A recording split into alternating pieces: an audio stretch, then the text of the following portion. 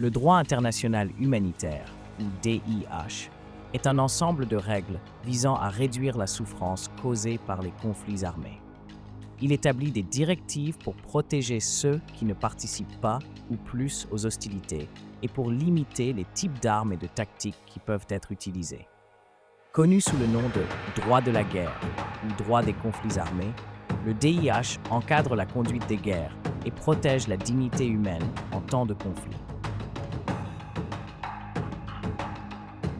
Les racines du DIH se trouvent dans la bataille de Solferino en 1859. Henri Dunant, touché par la souffrance qu'il a observée sur le champ de bataille, a plaidé pour de meilleurs soins aux blessés, conduisant à la création de sociétés de secours et aux premières règles qui allaient former le DIH.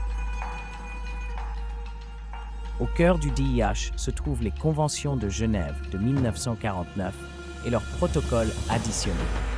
Ces traités établissent des règles pour protéger les personnes affectées par les conflits, comme les civils, les prisonniers de guerre, ainsi que le personnel médical et religieux. Ils incluent des principes fondamentaux tels que l'interdiction de la torture et des traitements inhumains, ainsi que l'obligation de soigner les blessés et les malades.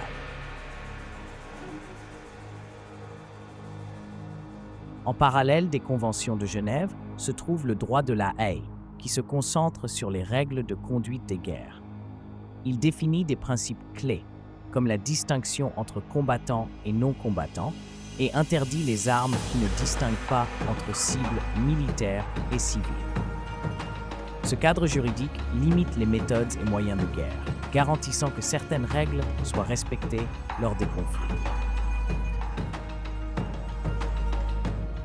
Reconnus comme des entités humanitaires neutres dans le cadre du DIH, les ONG bénéficient d'une protection lorsqu'elles apportent de l'aide et du soutien aux populations touchées. Leur travail, guidé par la neutralité, l'impartialité et l'indépendance, permet de s'assurer que les services essentiels parviennent à ceux qui en ont besoin, souvent dans des conditions difficiles. Dans les zones de conflit, la maîtrise du DIH devient notre bouée de sauvetage, car elle nous aide à instaurer la confiance avec les communautés locales et à négocier un accès sécurisé pour fournir une aide sans discrimination.